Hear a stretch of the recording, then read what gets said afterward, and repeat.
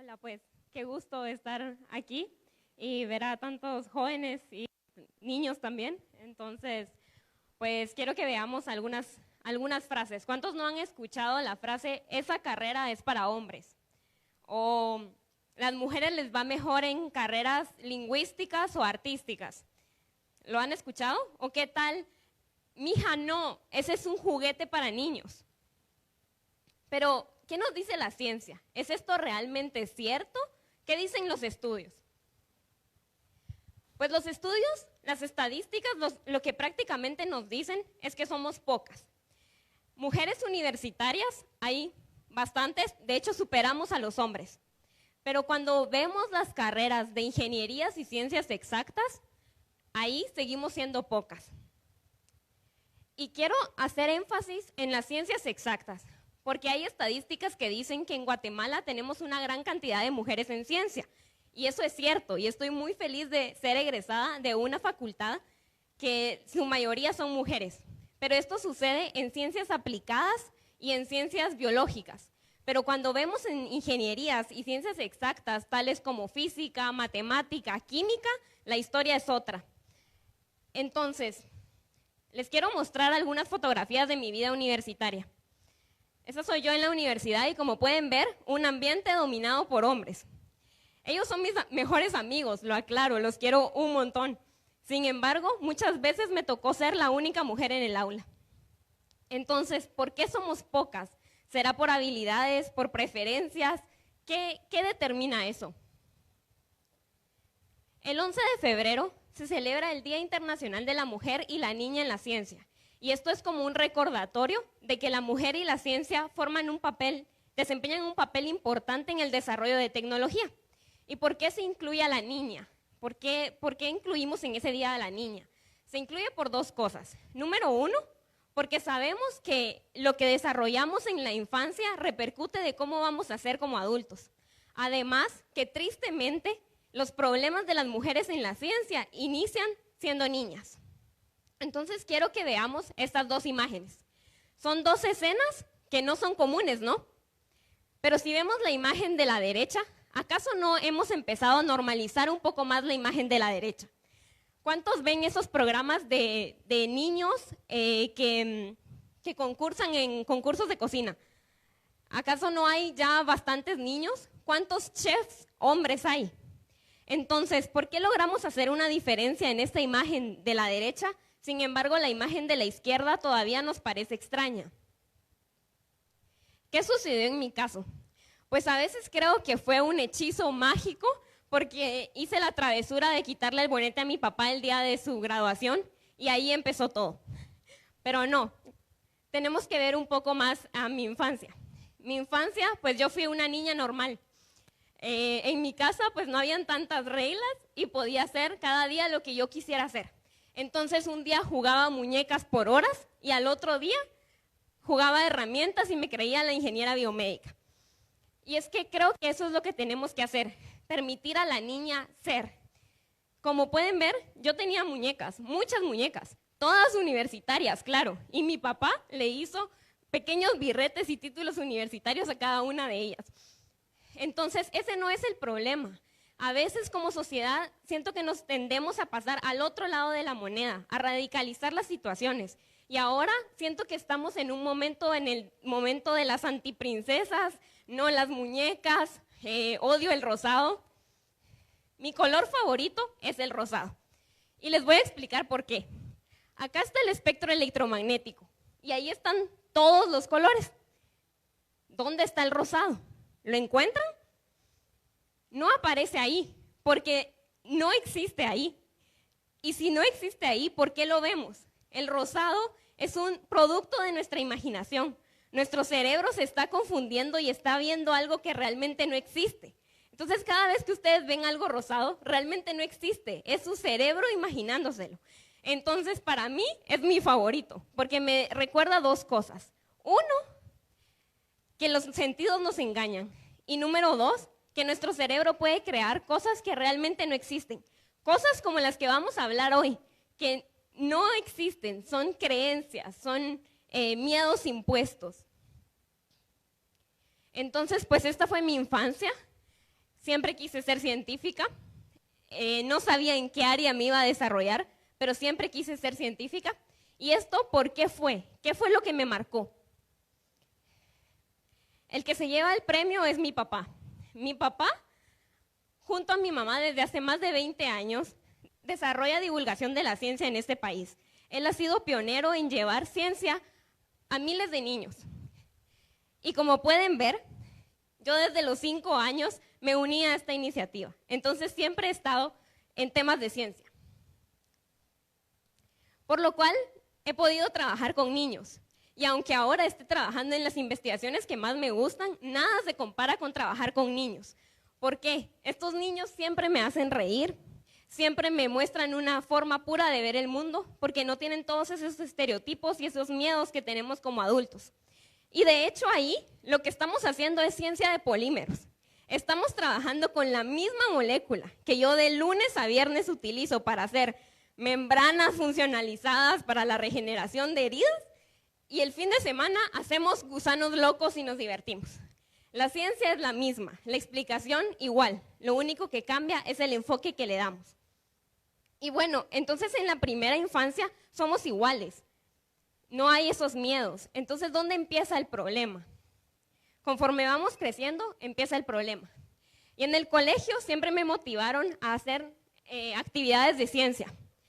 De las ventajas que tuve fue que estudié en un colegio de mujeres toda la vida. Y de las cosas buenas que eso tiene es que como no hay hombres, no te comparas con nadie y puedes desarrollarte plenamente. Eso debería de existir en cualquier momento, pero tristemente no sucede. Entonces, ¿qué es ese estereotipo? Sentirnos inferiores cuando creemos de que estamos desarrollando algo diferente. Entonces les muestro un estudio. A un grupo de niños les pusieron a dibujar esta imagen. Solo que a un grupo de niños y niñas les dijeron que era un examen de geometría y a los otros les dijeron que era un examen de dibujo. ¿Cuáles fueron los resultados? Actuaron completamente diferente. Las niñas, bastante, les fue mejor cuando les dijeron que era un examen de dibujo versus cuando era un examen de geometría, lo cual nos muestra que al sentirnos inferiores en geometría limita nuestro desarrollo. Esto no puede ser. Son miedos impuestos. Entonces, pues la niña científica tenía que optar por una carrera en la universidad y me decido por la química luego de pasar por muchas áreas porque como pueden ver, la química lo es todo. Pero tenía dos miedos, la matemática, la habilidad espacial y la matemática. En cuanto a matemáticas, pueden leer una nota que le hice a mi mamá cuando tenía 8 años. Me costaban mucho las tablas de multiplicar. Entonces llego a la universidad y me miro mate 1, 2, 3, 4, 5 y pues me asusto, ¿no? Me daba terror. Resulta que no soy la única que le daba miedo a las matemáticas. En general, en todos los países tenemos una brecha de género en cuanto al temor a las matemáticas, excepto en países asiáticos. ¿Será por genética, por creencias, cultura? ¿Qué creen? Ahí se las dejo para que piensen cuál es el problema. Mejor pasémonos a mi otro miedo, la habilidad espacial. Y es que esta habilidad espacial, yo sabía que no era un examen inventado de la universidad, era lo que iba a realizar porque siendo química necesitaba ver cómo las moléculas iban a interactuar en el espacio. Y yo era mala para eso, entonces me daba terror. Lo que me recuerda a que hace unos días hablando con un amigo sobre qué carro comprar, él me recomienda que compre un carro pequeño. Y me dice, es que ustedes las mujeres tienen problemas para estacionarse. Entonces es mejor que se compren un carro pequeño. Tenía todas las ganas de decirle, no, eso no es así. Pero soy científica. ¿Y qué creen si yo les digo que hay estudios que demuestran que sí, presentamos una desventaja en una habilidad espacial respecto a los hombres? Y es que es triste, porque no es una desventaja que presentamos porque nuestro cerebro sea diferente. Es una desventaja que presentamos por los juegos que desarrollamos en nuestra primera infancia, porque estas imágenes no son normales, porque por estereotipo no jugamos con carritos y bloquecitos. Entonces el hombre presenta una ventaja porque en su primera infancia, lo que nos hablaban, de 0 a 6 años desarrollaron esta habilidad. Y nosotros nos toca desarrollarla siendo adultas, entonces es mucho más difícil. Entonces, si conocen niñas, por favor, invítelas a poder desarrollar esta habilidad desde antes, porque no es justo que tengamos que aceptar que hay una desventaja, pero porque a alguien le ocurrió que ese no era un juego de niñas.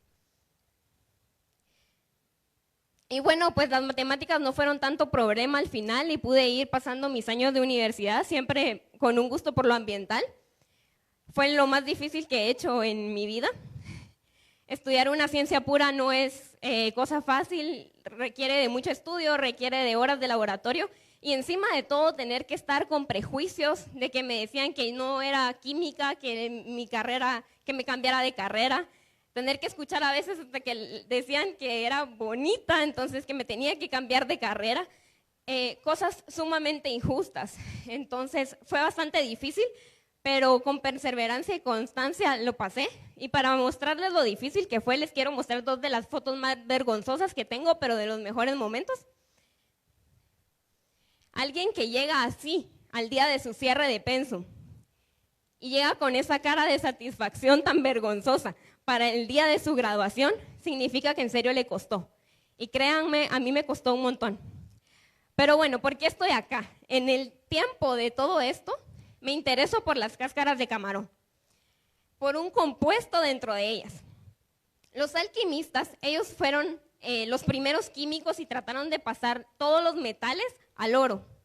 Yo trato de ser como una alquimista moderna y tratar de encontrar en el desecho productos de valor. Y pues las cáscaras de camarón tienen una característica bastante importante y eso nos puede ayudar a generar estos productos, que es con lo que he estado trabajando. En lo primero que lo apliqué fue en aguas residuales, porque resulta ser un muy buen absorbente de los colorantes textiles. Con esto me pude ir a la Young Water Fellowship, en la cual estuve compartiendo en Suiza con 14 jóvenes de países en vías de desarrollo que estaban implementando proyectos de agua y saneamiento. La persona que hoy viene aquí no fue la persona que se fue hace un año. Yo aprendí tanto de todas estas personas y de esa experiencia. Y entonces les quiero presentar a 4 chicas, porque estamos hablando de chicas. Ellas son 4 de mis amigas. Nuja, ella tiene 18 años y está desarrollando un filtro de arena para poder eliminar los metales del agua. Ana está utilizando la tecnología SODIS para poder descontaminar el agua de Brasil. Purva hace biocarbono para poder descontaminar el agua en India. Y Sara hace sistemas acuapónicos para darle de comer a gente en Sudáfrica. Ella está en Oxford ahora. Todas ellas empezaron siendo niñas, sus proyectos, y han sido una gran inspiración y yo creo que todas podemos realmente llevar la ciencia e impactar en la comunidad. Con esto pude presentar el proyecto en varios países, pero lo más importante fue poder desarrollar una tecnología en Guatemala, con la experiencia de Guatemala y para el alcance de los pequeños productores que normalmente no tienen una forma de tratar sus aguas residuales. Siendo curiosa, en menos de un año le encuentro otras aplicaciones y lo que les puedo decir es apliquen a todo lo que les mueva algo, apliquen, porque de 500 veces que ustedes aplican salen 2 y esas son las que valen. Entonces, pues puedo empezar a desarrollar estas membranas que tienen una capacidad antimicrobiana y que permiten la regeneración de heridas. Y en esto pude estar en Costa Rica realizándolo y como lo que más valoro es poder, que ya tenemos membranas realizándolas desde el desecho. Entonces, desde el desecho que se produce en Guatemala, podemos tener ahora una membrana con estas características.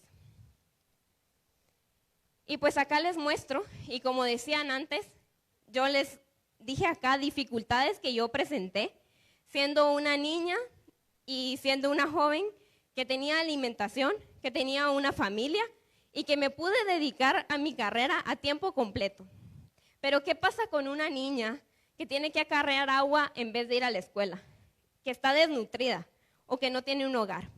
Si para mí fue difícil, con todos estos estereotipos y todos estos miedos, para una niña en estas condiciones es imposible.